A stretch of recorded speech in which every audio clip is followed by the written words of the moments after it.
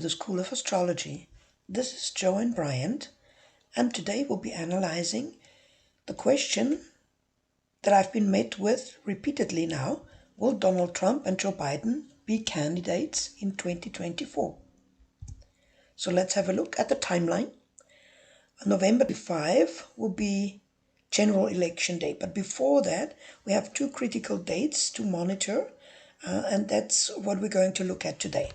So July 18th, probably the day where the Republican National Convention will nominate their candidate. And August 22 is likely going to be the day where the Democratic National Congress will nominate their candidate. So let's have a look at the two main candidates that we know of now. So here's the chart of Joe Biden, just in case you would like to work on it yourself with all the details. So now we look at the secondary progression first to get a big picture for 22nd August 2024. So now here we have an interesting constellation that shows the rising, the progressive rising, in a square to the native Saturn. Typically, this is a constellation where you don't look any further. If you find such a constellation on a decisive date, that's typically a clear no, right? This is why I don't go any further here. But we will still, just to check, also look at the transits of that day.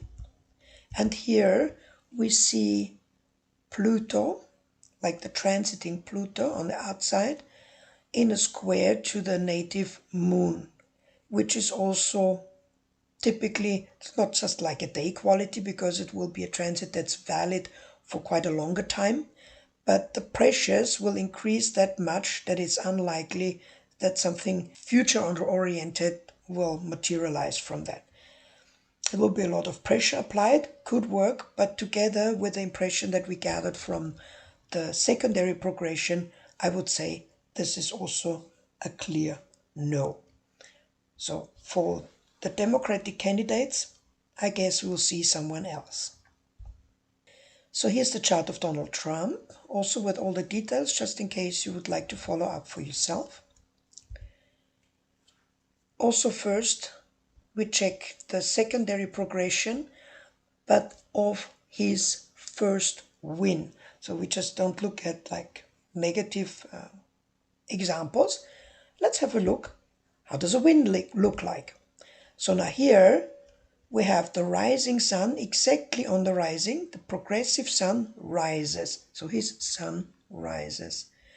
And then you see also midheaven, progressive midheaven, just before changing signs to Leo. So a new phase to begin. Likely also new phase to begin could be a win also. And then we also see that the progressive rising meets the progressive Jupiter, which is also an indication for luck. So, all right, this was the first win. So now let's look at November 3rd, 2020. And here we see also a clear no, as I've just mentioned earlier. If you find on a decisive date in the progressive chart Saturn meet, especially midheaven, here is the progressive midheaven, that's also a clear no. Things will stop here and something else will continue. It's not that like everything ends, because you get phases in life, don't you? So, but here a phase ended, and that was a clear indication. You will also find the video quite a while before this election took place, also indicating that it's unlikely that he would win with such a constellation. All right, and this is how it also turned out. So now let's look at this year. 18th July is likely the date where the Republican National Convention will come forward with their nominated candidate. And for Donald Trump, we see here Jupiter and Venus, but mainly Jupiter relevant here in a square to the native Saturn, and the progressive Jupiter are in a fight. And so these are some of the two most powerful planets that we have in our charts. And typically from the mythology, we would say that Jupiter would win. This is not always the case though, because it also depends on the quality that the planet finds himself in. So Jupiter here we find in Libra, which is quite rather favorable, would say. And Saturn, the native Saturn, in Cancer is in his exile, because his domicile would be in Capricorn, so the opposite sign would always be the exile. So Saturn would be in a rather weakened position in the native chart, and the progressive Jupiter would be in a rather favorable position. So rather likely that Jupiter would win against Saturn here. Jupiter would represent typically in such a constellation legal matters or loyalty matters. So this doesn't look too good here. We also don't find any typical very favorable constellations in this chart. All right.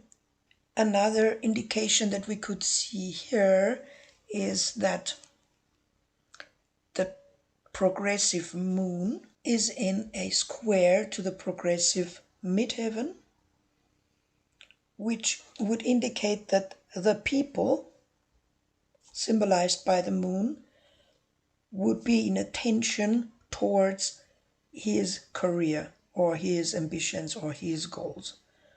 All right, so this would be another indicator that we won't expect a positive outcome here for the candidacy. And also here we would like to check the transits as well. And here we see Uranus in a square to native Mars, like the fighter in the native horoscope. And we also see the progressive Mars in a square to the native rising.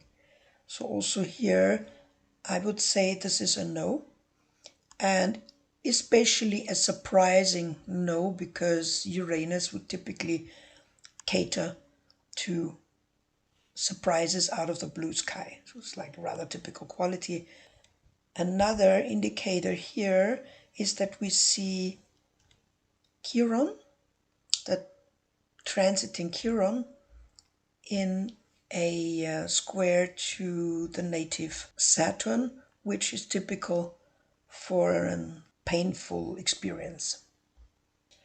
So that was it. Let's see how this turns out. See you around soon. Bye.